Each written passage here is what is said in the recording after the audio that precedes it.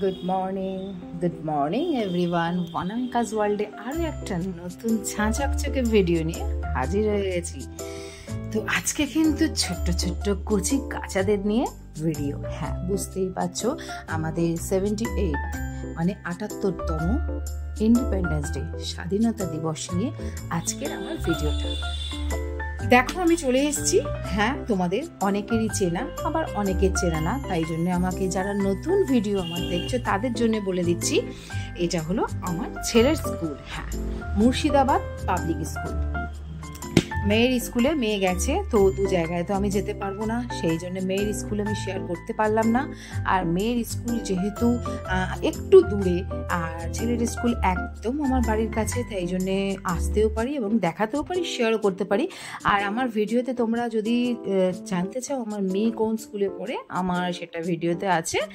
তবু আমি বলে দিচ্ছি, ও মহারানী বহরমপুর মহারানী কাশেশ্বরী স্কুলে পড়ে, ক্লাস 8-এ। তো ও বেরিয়ে গেছে। দেখো, আমিও সকাল সকাল চলে এসেছি ছেলেকে নিয়ে। হ্যাঁ, দেখো ওই যে দূরে পিরামিড হচ্ছে, তাতে কিন্তু আমার ছেলে মানে বাবাই সোনা রয়েছে।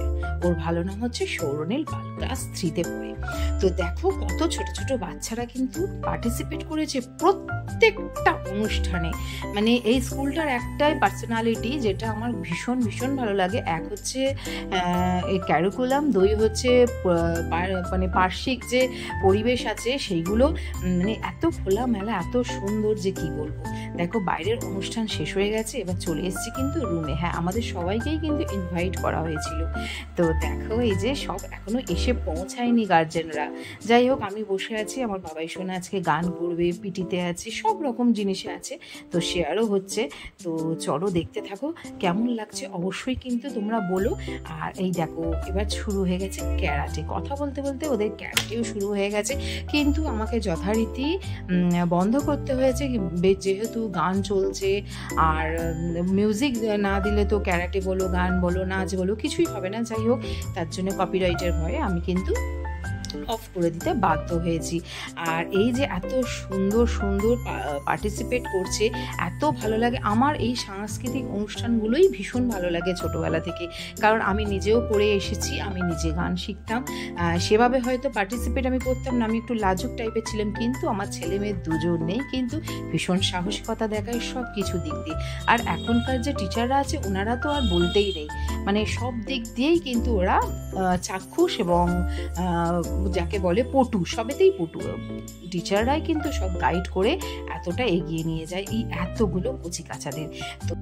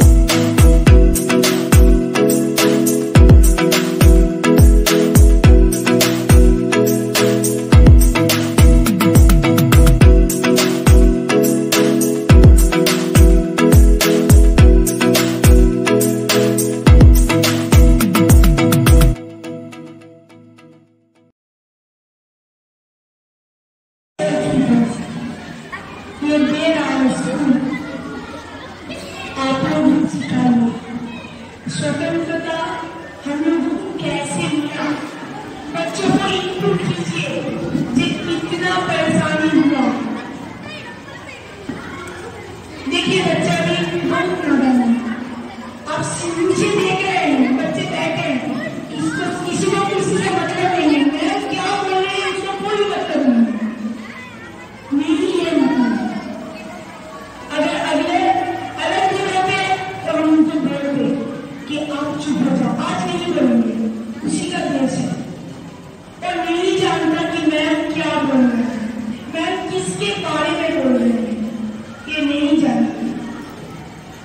लेकिन जब धीरे धीरे बड़े होगा, धीरे धीरे वन बाय वन स्टेप जाएगा, वो सीखेगा। इसी को हम लोग इसको हम डांट के अभी सिखा नहीं सकते, और खुद सीखेगा और खुद बोलेगा। यही स्वतंत्रता, यही स्वाधीनता जो खुद से लेगा। बड़ी दुख के साथ आज एक মুক্তিরও মন্দিরও সোপানো তলে কত প্রাণ হলো বলিদান। সত্যি তাই, আজ কত বলিদানের মধ্যে দিয়ে আজ আমরা কিন্তু স্বাধীন ভারত। আমরা সত্যি কি স্বাধীন ভারতে বাস করছি? এক এক সময় তো নিজেকে কোশ্চেন করি বসে বসে, যখন মনে মনে ভাবি যে কি হচ্ছে এই দেশটার।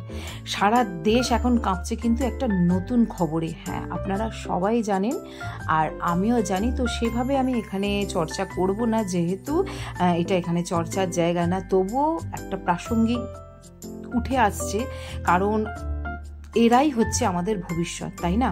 এদের যদি আমরা সুন্দর করে যদি না গড়ি, তাহলে শিক্ষা দীক্ষা সংস্কার, এই যে আমাদের ভারতের সব কিছু কিন্তু চুলোয় চলে যাচ্ছে, তাই না?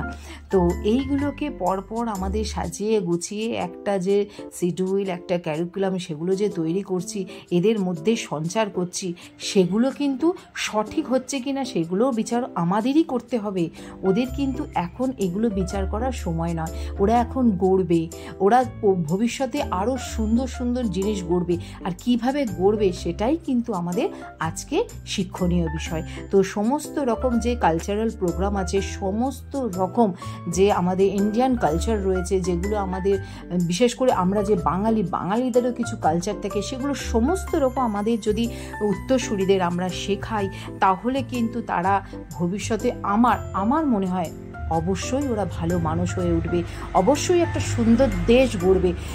স্বাধীনতা দিবসের আগে যখন যারা ছিলেন, বিনয় বাদল, দীনেশ, নেতাজি, গান্ধীজি, সবার এভরিওয়ান, আমি এখন এই বিষয়ে বলতে চাইছি না, কিন্তু সবাই যেমন ওরা ভেবেছিল একটা স্বাধীন ভারত হবে, এখনও আমরা বলছি যে এদের মধ্যে দিয়েই কিন্তু এখনও সেই ইচ্ছাটা আমরা প্রকাশ করছি, এদের মধ্যে দিয়েই আমরা কিন্তু একটা মহান ভারতবর্ষও গড়তে পারি, তবে সব কিছু ক্যারিকুলামের মধ্যে।